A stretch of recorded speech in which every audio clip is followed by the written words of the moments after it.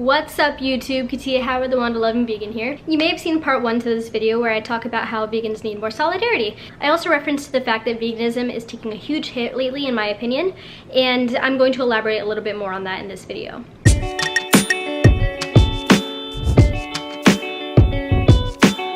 As you may notice, I'm wearing something completely different and my hair's down.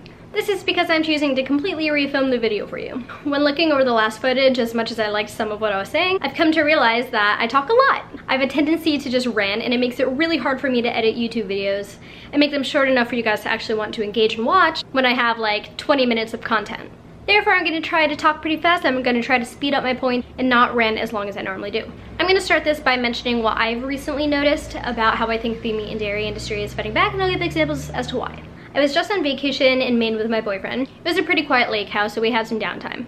Mike and I don't normally watch any TV. I don't even have a TV. But up at this cottage in Maine, there was one and there wasn't much to do, so we watched TV a few days. This is when I was exposed to a lot of commercials that I'm probably not usually exposed to. And what I noticed was that it seemed like the meat and dairy industry are a little bit desperate. One of the commercials I saw said, "You can't fake steak." To me, this is in direct reference to the fact that we have so many faux meats that are out now that mock the original version so well, but they're making the point that you can't fake steak.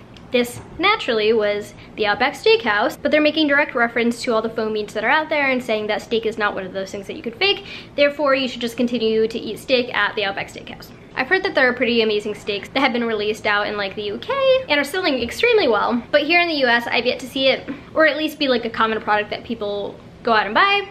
I've seen more like shaved steak, more like Satan style shaved steak, but I've not just seen like a big thick slab of steak, which is what they're trying to convince consumers to continue to eat. Also, while we were in Maine, we were walking to a vegan restaurant to go get some food. For those who do not already know, my boyfriend is vegan too, post dating me, but completely of his own desire, because he truly does believe in veganism and the moral aspect of it. I can take a little credit for giving him some decent arguments, but Mike is truly the person who went and pursued all the facts and chose to watch all of the educational videos, connected with some animals, and made the choice himself. Anyway, on our way we were passing a gas station and there's a big cardboard cutout that said, "Don't forget your milk," and we were both like, oh god.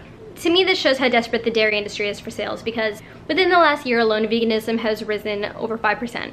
Because of this, meat and dairy sales have completely dropped. There's been nearly, I think it's close to 300 dairy farms that have been shut down in, I believe it was Wisconsin alone. Ooh, so I just checked the statistics to make sure I was correct about the number, and it turns out that Wisconsin has lost 382 dairy farms this year alone. This means that vegans are getting out there, they're kicking ass, and they're changing the world. That's awesome. Another disappointing thing I saw, at Trader Joe's a new product came in, and it is essentially gelatin. It even says on the packaging, this is like bone, skin, ligaments, all the stuff that contains high nutrients. It is a diet supplement. I think it's aligning with the keto diet, or that's who's promoting the sales. It's not that gelatin isn't a common product, because it is seen in marshmallows and gummies and all that stuff, but this seems like an extra push for sales. They're not only selling it in marshmallows and gummies and all these other things, but they're also just selling it straight up in powdered form that you pour into your water every day and you mix it in and you just drink it straight. Given that they're selling less animal meat, they need to try to profit off of what is left that they have sold from animal products. Therefore, they're trying to increase sales as much as they can by selling you bones, ligaments, all that jazz to try to increase their profits. Also, while in Maine, we saw a commercial that was for Caesar's Pizza. Already probably like the nastiest pizza alive. That's why they can sell it for $5. But this one was 5 different types of meat on a pizza. It was ham, pepperoni, bacon, sausage, and beef. So essentially they're like, how many different ways can we sell one animal and how many different ways can we sell another, and put it all together and try to increase our sales. A few examples of many ways that the meat and dairy industry are fighting back, and they're kicking pretty hard. They're trying to deter people from veganism and move them outwards, and that's why my first video was talking about how we need solidarity as a vegan community, because we want to invite people in when they're already being pulled in by these ads and like kind of deterring themselves from veganism. Vegans being harsher and welcoming is not helping the cause. So I don't want to delve into too many other topics. First time I filmed this, I'm pretty sure I went into like media and my opinions on this and that and like this whole thing. That actually kind of has me thinking now. Well, I guess there was a reason why I went into all of those things. So maybe I could try to quickly sum it up instead of talk for 10 years about it. I just have a lot of feelings. I might do another whole video just talking about what I'm about to talk about, because I feel very strongly about it, but I truly believe that we need to target media the same way the meat and dairy industry does. The reason they've been so successful for so long was I mean, they're playing off of a diet that has been around for a long time, so it's just conditioned in people, it's what they learn. But then they're pushing it further because they have advertisements that are constantly pushing you towards their products. When you're driving down the highway and you see McDonald's or Wendy's signs, what do they always have on it? They advertise it as a big, greasy, juicy burger with double bacon and extra cheese to satisfy your hunger. What they're doing here is they're extracting a memory from your subconscious. Given that most people have eaten beef or cheese or bacon at some point in their life, your brain can associate that flavor. Even if you haven't had it in a long time like I haven't, I can still imagine it and kind of know what it tastes like. This is because our brain stores everything, especially if it's related to smell or taste. These foods are super high in fat, sugar, and salt, which are 3 very addictive substances, and they make your taste buds go wild. They're actually evoking a hunger within you. An example of this is I was in a human behavior class. One day we had a hypnotherapist come in and talk to us. She had us close our eyes and she described an orange. She described how the light hit it, how juicy it was, the color of it, how it felt when you cracked it open, the smell, the taste of it when you bit into it.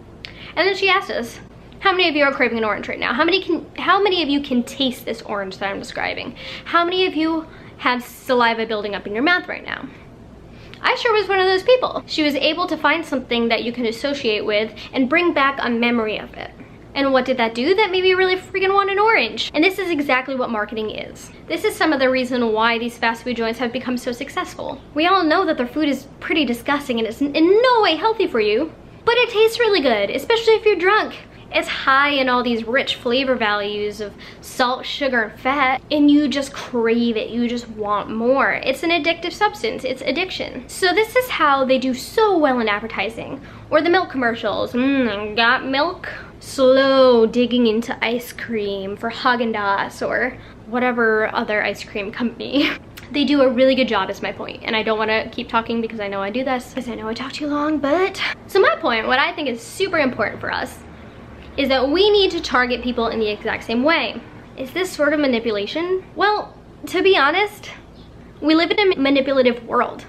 Between videos, we see ads. We live in a consumerist, capitalist society. So everything is about sales, and as much as I don't necessarily like that or agree with it, that is the current situation we're in. So do I really think it's manipulation? I suppose in a way, but I think that it would be better to steer somebody towards non-violent food that tastes really good and is probably better for them than I would to steer them towards McDonald's or Wendy's or Burger King and have them be eating this terrible, crappy food that just causes suffering. Our biggest way to strike back, in my opinion, is to kick back with vegan ads. We need more vegan superheroes. We need comic book characters who are vegan. We need celebrities talking about how they're vegan. We need billboards on the highway that have vegan bacon mac and cheese on them.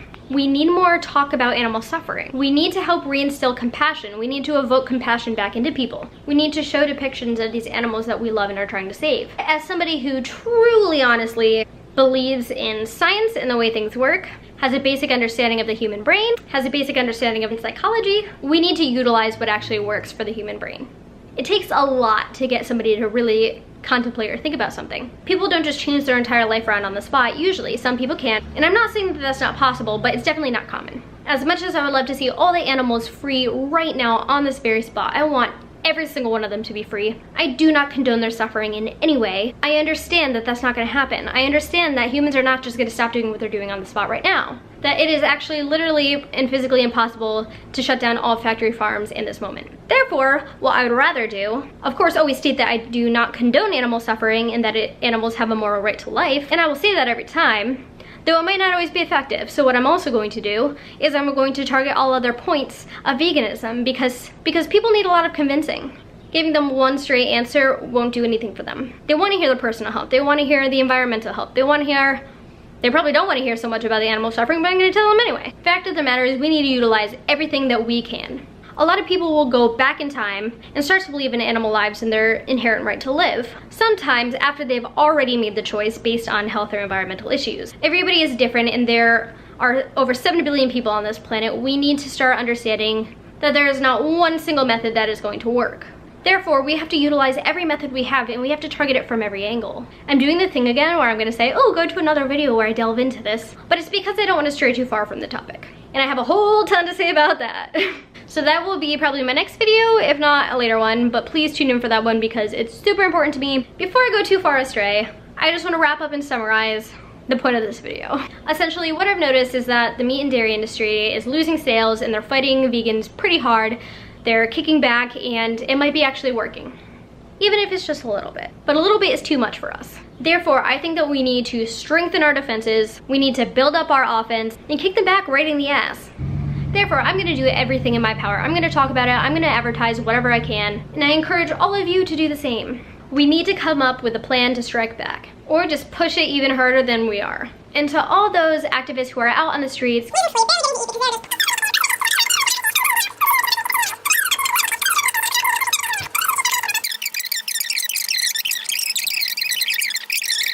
anyway, battery's about to die, I'm losing light here, I'm talking too much, so I will catch you in my next video. Thank you so much for watching. Please like and subscribe.